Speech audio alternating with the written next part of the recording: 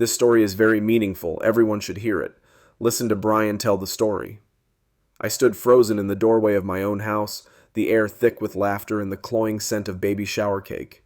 Blue and pink balloons bobbed against the ceiling, mocking me with their cheerfulness. A banner screamed, "Welcome our little miracle," in bold, curling letters. My heart thudded painfully in my chest as I watched my husband, Miguel, slide his arms around Carmen, my best friend, his hands resting possessively on her swollen, 6-month pregnant belly.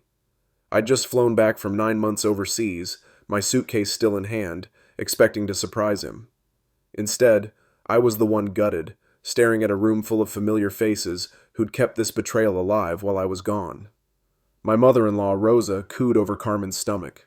My own mother poured drinks like nothing was wrong. The betrayal hit me like a freight train, and I couldn't breathe. My name's Ana Martinez. I'm 32, a project manager who spent the last decade clawing my way up in a male-dominated field. I'm not the type to cry easily. Life's taught me to swallow pain and keep moving. I met Miguel in college. He was charming, all easy smiles and promises of forever. Carmen was my rock back then, the friend who'd sit up with me all night after my miscarriage 2 years ago, wiping my tears when Miguel couldn't be bothered.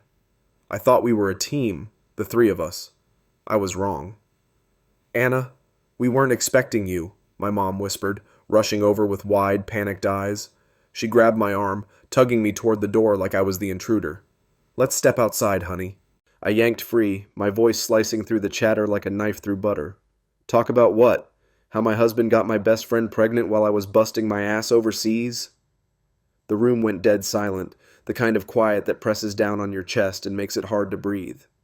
Carmen's face drained of color, her hands trembling as she clutched her swollen belly, her nails digging into the fabric of her dress. Miguel froze, his hands still resting on her, his mouth opening and closing like a fish gasping for air.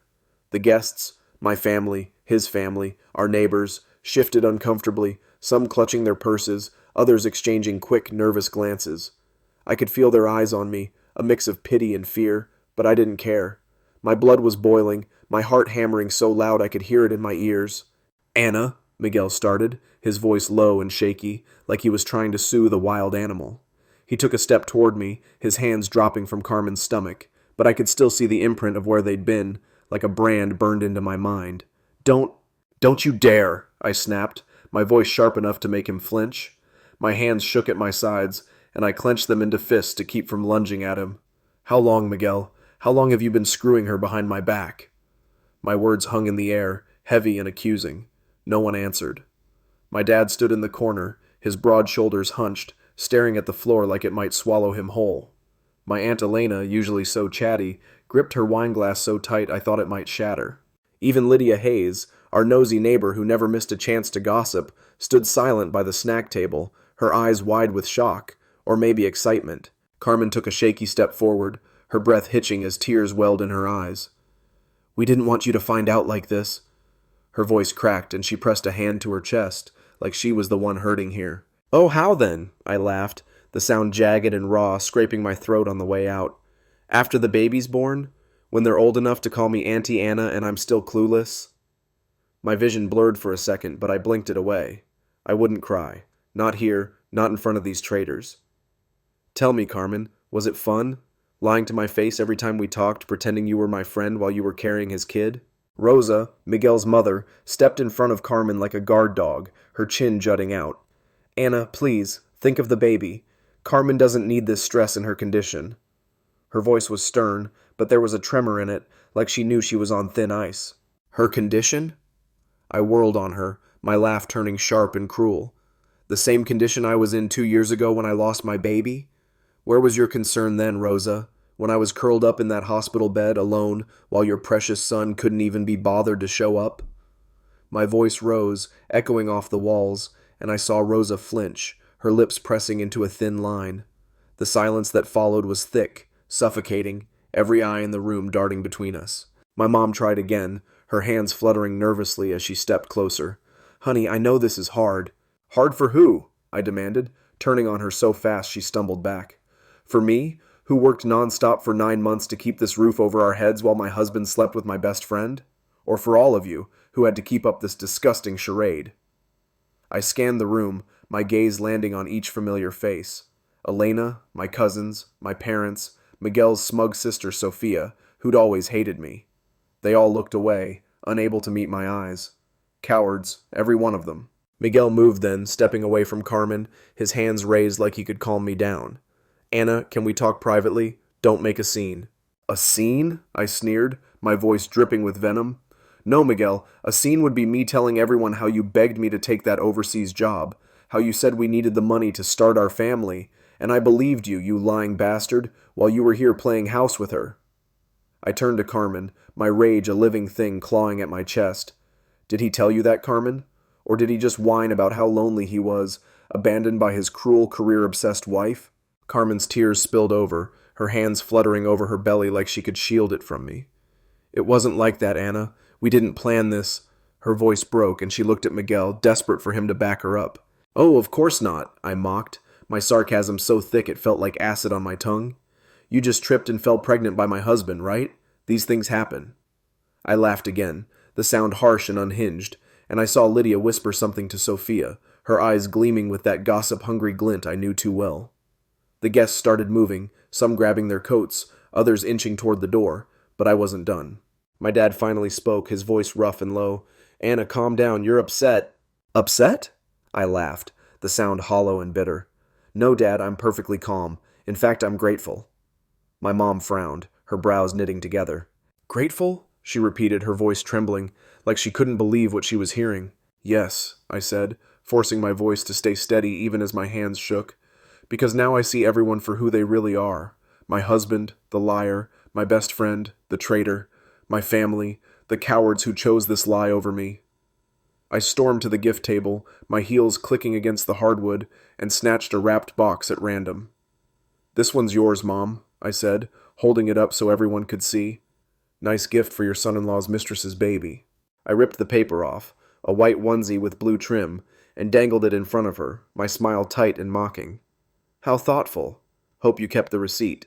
Miguel lunged forward, his face flushed with anger, and tried to grab it from me. Enough, Anna. You're making a fool of yourself. Making a fool of myself? I snorted, shoving the onesie into his chest so hard he stumbled back. No, Miguel, you did that all on your own, knocking up my best friend while I paid every damn bill. Rosa stood, her hands on her hips, her face red with outrage. This is too much, she barked. Miguel was just looking for the happiness you couldn't give him, always working, always gone. You're right, Rosa, I said, my voice cold as ice, cutting through her tirade. I was too busy working to pay the mortgage on this house, where your son was screwing my best friend. I looked around, every face now a stranger's, and my chest tightened with a mix of fury and betrayal. You know what? Keep the house, the furniture, the gifts. But Miguel, you'd better get a job because my money's off the table. His face went pale, his eyes widening in panic. What are you talking about? I'm talking about how I wasn't just working overseas, I said, my voice steady despite the tremor in my hands. I was consulting a lawyer. I've got proof of every penny I spent on this house, on you, on our marriage. You're done. I turned and walked out, my heart pounding so hard I thought it might burst, my breath coming in short, ragged gasps. I didn't look back. They didn't deserve my tears. Outside, the cool March air hit my face, and I sucked it in, trying to steady myself. Lydia was already on her porch, pretending to water her plants, but I could feel her eyes boring into me. Everything okay, Anna? She called, her voice dripping with fake concern. I ignored her, marching to my car. The neighbors' curtains twitched, Mrs. Carter across the street, old man Jensen next door. They'd all heard the shouting, no doubt. My phone buzzed in my pocket. Miguel, Carmen, my mom, but I silenced it and slid into the driver's seat, slamming the door shut. My hands gripped the wheel until my knuckles turned white, my vision blurring with unshed tears. I wouldn't cry. Not yet. I started the engine and drove, no plan, no direction, just away from that hellhole. Hours later, I pulled into the parking lot of a cheap hotel on the edge of town. My hands were still shaking as I checked in. The receptionist, a young guy with a bored expression, barely glancing up as he handed me a key. Room 12, he muttered. I nodded, too drained to speak, and dragged my suitcase upstairs. The room was small, the bed sagging in the middle, but it was mine for now. I locked the door, dropped onto the mattress, and finally let the tears come. They burned my cheeks, hot and furious, as I curled into a ball, hugging myself tight. The pain was a physical thing, clawing at my chest, choking me with every sob. I'd trusted them, Miguel, Carmen, my family, and they'd stabbed me in the back, twisted the knife, and left me to bleed. But I couldn't stay broken. The next morning, I wiped my face, forced myself into the shower, and drove to my lawyer's office. Greg was waiting, his desk piled with files, a cup of coffee steaming in his hand. "You look like hell," he said, blunt as always. "Feel like it too," I replied, sinking into the chair across from him. "I want to start today. Divorce, property division, everything. Miguel gets nothing." Greg nodded, pulling out a folder. "Jake Russo's been busy. Got bank statements, photos, even a video from your neighbor, Lydia, right? Caught Miguel and Carmen in your backyard last summer. You've got him dead to rights." "Good," I said, a flicker of satisfaction cutting through the exhaustion. "Serve him tomorrow. Let him choke on it." That afternoon I called Tina. She answered on the first ring, her voice sharp with worry. "Anna, where the hell are you?" "Hotel," I said, my throat tight. "Miguel cheated with Carmen. She's pregnant. Everyone knew." "Those sons of bitches," Tina spat. "I'm coming over. You're not doing this alone." She showed up an hour later, a bottle of whiskey in one hand, a bag of takeout in the other. She hugged me so tight I could barely breathe, and for the first time in days, I felt a crack of warmth in the cold. "We're gonna bury them," she said, pouring us shots. "They don't get to win."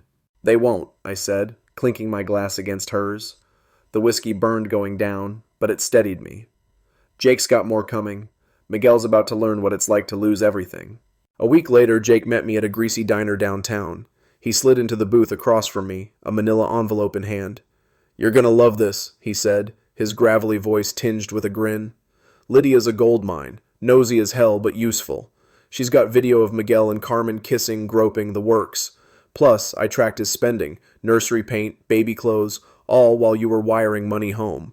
I opened the envelope, my stomach twisting as I flipped through the photos. Miguel's hands on Carmen, their lips locked, the backyard I'd once loved, now a crime scene. "This is perfect," I said, my voice low and fierce. "He's finished." The eviction came fast. I stood across the street, arms crossed, as Miguel and Carmen hauled boxes out of my house. The officer barked orders, his voice cutting through the morning chill. Neighbors peeked out, Lydia openly filming from her porch with a smug little smile. Miguel spotted me, his face twisting with desperation. "Anna, you can't do this. Where am I supposed to go?" "Not my problem," I said, my voice cold and unyielding. "You lived here like a leech. Time's up." Carmen clutched her belly, tears streaming down her face. "Please, Anna, for the baby." "You should have thought of that before you climbed into my bed," I shot back, turning away as Miguel slammed a box onto the lawn, cursing under his breath. I didn't feel guilt, just a dark, quiet triumph that settled deep in my bones. Days later, I met Tina at a bar near the hotel. She grinned as I slid into the booth. "Heard Miguel's crashing on Rosa's couch," she said, sipping her beer. "He's a mess." "Good," I said, a faint smile tugging at my lips. "Let him squirm." That's when he walked in. Miguel, looking like he hadn't slept in days, his hair greasy, his shirt wrinkled. He saw me and hesitated, then shuffled over, sliding into the seat across from me without asking. "Anna, please," he said, his voice rough and pleading. "I didn't want you to find out like that." I crossed my arms, my lips curling into a bitter smile. "Oh, how did you want me to find out? With a baby shower invite?" He ran a hand over his face, his eyes bloodshot. "I made a mistake." "A mistake?" I scoffed, leaning forward. "Getting my best friend pregnant wasn't a mistake, Miguel. It was a choice. You chose to lie, to cheat, to let everyone cover for you." My voice dropped, low and venomous. "And why was I gone? Because I was working to pay for our life while you sat around doing nothing." "I was lonely," he muttered, his gaze dropping to the table. "Don't," I snapped, my anger flaring. "I took that job because I thought we were building something together. I sacrificed everything, and you repaid me by screwing Carmen." He flinched, shame flickering across his face. "We're done, Miguel. My lawyers filed the divorce. You get nothing. Enjoy your new life. Hope you're better at it than you were at being my husband." I stood, Tina following me out. "You're a queen," she said, clapping me on the back. "He's toast." The fallout spread like wildfire. Tina kept me updated. Miguel was scrambling, drowning in bills, while Carmen played the victim to anyone who'd listen. My family turned on me, though. My mom showed up at my hotel one night, her face pinched with worry. "Anna, we need to talk." "Let me guess, Miguel?" I said, rolling my eyes. "He's desperate," she said, her voice trembling. "You're taking everything from him." I laughed, sharp and humorless. "Oh, now he's the victim? He cheated, Mom. He got Carmen pregnant while I paid the mortgage alone, and you all lied to me. He made a mistake, she pleaded, reaching for my hand. I pulled back. A mistake he'll live with, I said, my voice hard. He ruined my life, and now he's dealing with the consequences. Don't tell me I'm cruel. He has nowhere to go, she whispered, tears in her eyes. Not my problem, I said, shrugging. He should have thought of that before. I didn't raise you to be this way, she said, shaking her head. And I didn't expect my own mother to defend a cheating bastard, I shot back, turning away. Goodbye, Mom. I shut the door, my heart racing but my resolve firm. Then came a twist I didn't see coming. Tina called me a week later, her voice bubbling with laughter. You won't believe this. Carmen filed for divorce. What? I said, stunned. Yep, Tina said, glee dripping from every word. She's done with Miguel. Says he can't hold a job and she's not supporting him. She's after alimony. I laughed, a real deep laugh that shook my whole body. Oh, that's perfect. She leached off him like he leached off me, and now she's tossing him aside. Karma's a bitch, Tina said, chuckling, and it's got Miguel's name on it. I had to see him. I tracked him down to that dingy bar, sitting at the counter with a cheap beer, looking like a ghost. Thin, unshaven, defeated. I slid onto a stool 2 seats away, ordering a drink. He noticed me, his eyes narrowing. What do you want? He rasped, his voice rough with exhaustion. Nothing, I said, sipping my drink, just enjoying the view. Are you happy now? He muttered, staring into his glass. Yes, I said, smiling faintly. Very. He scoffed, shaking his head. You think this is funny? Hilarious, I said, leaning back. You threw our marriage away for Carmen and now she's left you too. How'd that great love story fall apart so fast? He was quiet, then muttered, She said I had nothing to offer. I grinned, the irony too sweet to resist. Funny, that's what you said about me. Guess she only wanted you when you had my money to prop you up. He didn't argue. I stood, tossing a few bills on the counter. You deserve every second of this, Miguel. I walked out, leaving him to drown in his misery. But the story didn't end there. A few days later, I got a call from Jake. Got something new, he said, his voice low and serious. You know Sophia, Miguel's sister?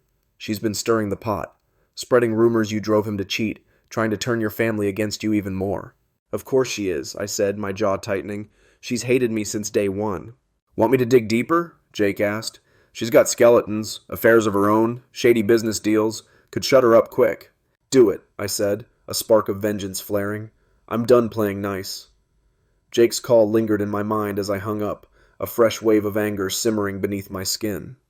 Sophia, Miguel's venomous little sister, had always had it out for me. From the moment we met, her snide comments and fake smiles made it clear she thought I wasn't good enough for her golden boy brother. Now she was spinning lies, painting me as the villain to anyone who'd listen.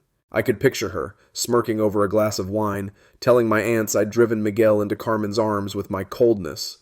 The thought made my stomach churn, but it also lit a fire in me. If she wanted a war, she'd get one. I leaned back in the hotel chair, the cheap fabric creaking under me, and dialed Tina. Sophia's at it, I said when she picked up, skipping the pleasantries, spreading crap about me to my family. That witch, Tina spat, her voice crackling through the phone. What's she saying? Jake says she's claiming I pushed Miguel to cheat, I said, my fingers tightening around the phone. That I was too busy, too distant. She's trying to turn everyone against me. She's always been a snake, Tina said. You want me to call her out? I've got no problem telling her where she can shove it. I smirked, the image of Tina tearing into Sophia almost enough to lift my mood. Tempting, but no. Jake's digging into her. She's got dirt, affairs, shady deals. I'm gonna bury her with it. Damn, Anna, Tina said, laughing. You're on a roll. Miguel, Carmen, now Sophia. You're taking no prisoners. They didn't leave me any choice, I said, my voice hardening. They all picked their side. After we hung up, I paced the small room, my mind racing. The betrayal wasn't just Miguel and Carmen anymore. It was a web, tangled with people like Sophia who'd gleefully watched me fall. I stopped by the window, staring out at the parking lot, the neon hotel sign buzzing faintly in the dusk. I'd spent 9 months overseas, breaking my back to build a life I thought we all wanted, and they'd turned it into a circus behind my back. My chest tightened, but I pushed it down. No more tears. Just action. The next day, Jake met me at the diner again, his leather jacket creaking as he slid into the booth. He tossed a new envelope onto the table, a sly grin tugging at his lips. Sophia's a piece of work, he said, tapping the folder. Married to that accountant, Robert, right? Turns out she's been sleeping with his boss for a year. And that boutique she runs? Half the inventory's off the books. Tax evasion, maybe worse. I opened the envelope, scanning the photos. Sophia pressed against a slick-haired guy in a suit, their hands all over each other in some dark parking lot. Receipts followed, blurry shots of invoices that didn't add up. "This is perfect," I said, my voice low and fierce. "She wants to play dirty? I'll shove this right back in her face." "Thought you'd like it," Jake said, leaning back. "What's the plan?" "Send it to Robert anonymously," I said, my mind already spinning. "Let him deal with her, and leak the tax stuff to the right people, quietly. I don't need my name on it, just want her scrambling." Jake nodded, jotting a note. "Done. Anything else?" "Keep an eye on Miguel and Carmen," I said. "They're not done screwing each other over, and I want every detail." "You got it," he said, standing. "You're a force, Anna. They never stood a chance." I watched him leave, a strange mix of satisfaction and exhaustion settling over me. I wasn't just fighting Miguel anymore. This was about dismantling the whole damn mess they'd made of my life. I paid for my coffee and headed back to the hotel, my steps lighter than they'd been in weeks. That night, Tina dragged me to a bar downtown.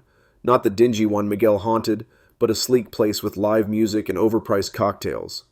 "You need a break," she insisted, shoving a martini into my hand. "You've been a warrior, but warriors need to breathe." "I'll breathe when they're all down," I said. But I took a sip anyway, the sharp bite of gin grounding me. The band played something loud and brassy, and for a moment I let myself relax, the noise drowning out the chaos in my head. Then I saw her, Sophia, across the room, laughing with a group of women I didn't recognize. Her dark hair gleamed under the lights, her red lipstick stark against her smug smile. My grip tightened on the glass, the urge to march over and slap her almost overwhelming. Tina followed my gaze and cursed under her breath. "Want me to spill something on her?" she muttered, half serious. "No," I said, forcing myself to look away. "Jake's handling it. She'll be crying soon enough." "You're too good at this," Tina said, grinning. "I almost feel bad for them. Almost." We stayed until the band wrapped up, and I managed to push Sophia out of my mind. But the next morning, Jake called with an update. "Robert got the package," he said, his voice smug. "Caught him storming out of their house last night, yelling loud enough to wake the neighbors. Sophia's freaking out. Called Miguel in a panic, but he's got his own mess." "And the tax stuff?" I asked, my heart picking up. "Sent it to a buddy at the IRS," Jake said.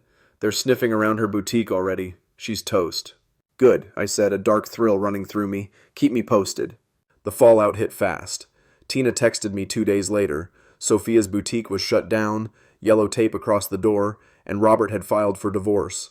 I pictured her, scrambling to explain, her perfect little life crumbling, and I couldn't help but smile. Miguel, meanwhile, was sinking deeper. Jake's next report said he'd lost his latest gig, some under-the-table construction job, after showing up drunk. Carmen was still hounding him for money, her alimony demands piling up while she played the martyr to anyone who'd listen. I decided to see it for myself. I drove to Rosa's house, parking a block away, and watched as Miguel stumbled out, a duffel bag slung over his shoulder. Rosa stood in the doorway, arms crossed, her face tight with anger. "You can't keep doing this, Miguel," she shouted, her voice carrying down the street. "I'm not your bank." He turned, his posture slumped, and yelled back, "You think I want this? Anna took everything." His voice cracked, and I felt a twisted satisfaction curl in my gut. He looked broken, a shell of the man who'd charmed me into believing in him. Carmen appeared then, waddling out behind Rosa, her belly huge now. "Where's my money, Miguel?" she snapped, her tone sharp and demanding. "You promised me—" "I don't have it," he roared, throwing the duffel down. "You think I'm hiding cash under the couch?" "You're useless," Carmen shot back, her hands on her hips. "I should have known you'd flake." I watched them tear into each other, a grim smile tugging at my lips.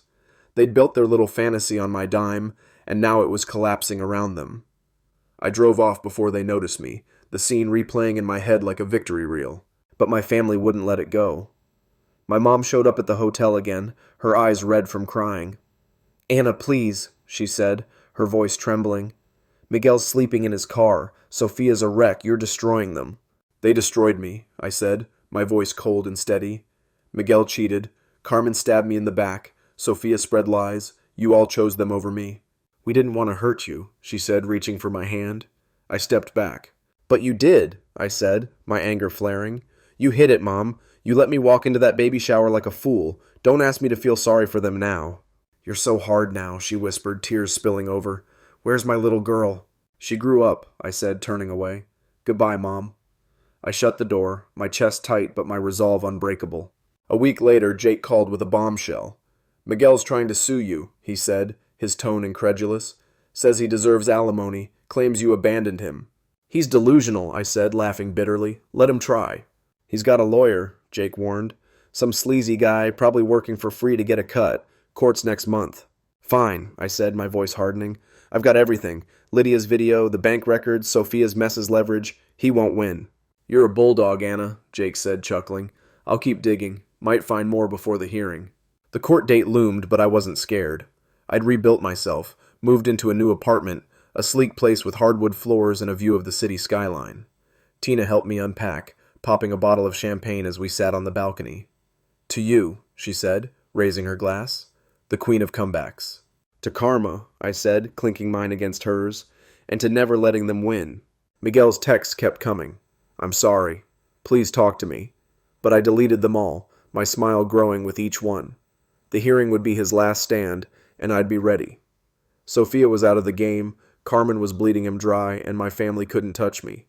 I was free, and they were paying the price. As I stood on my new balcony, the city lights twinkling below me, I took a long sip of champagne and let the weight of the last few months settle.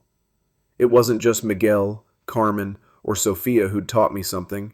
It was the whole damn mess. I'd spent years trusting blindly, pouring my heart and soul into people who didn't think twice about throwing it all away. I'd worked myself to the bone, believing we were building a future together, only to find out they'd turned my sacrifice into their playground. The lesson hit me hard. Trust is precious, but it's not free. You've got to guard it, test it, and never let it blind you to the truth. I learned that loyalty isn't owed, it's earned, and when it's broken, you don't owe anyone your forgiveness. I rebuilt my life not because they deserved to see me fall, but because I deserved to rise. Miguel's begging, Carmen's tears, Sophia's collapse, they're not my burden anymore. I'm free because I chose myself, and that's the real victory. So here's my question to you. Yeah, you reading this. What would you have done? Would you have walked away like I did, or would you have tried to fix it? Have you ever been betrayed like that? Caught off guard by the people you trusted most? Drop your thoughts below. Tell me your story, your lessons, your wins. I want to hear how you'd handle Miguel, Carmen, or a snake like Sophia. Maybe you've got a Jake or a Tina in your corner, or maybe you fought alone. Either way, let's talk. Life's too short for fake friends and half-assed apologies, right? Hit me up. Let's see what you've learned from your own battles.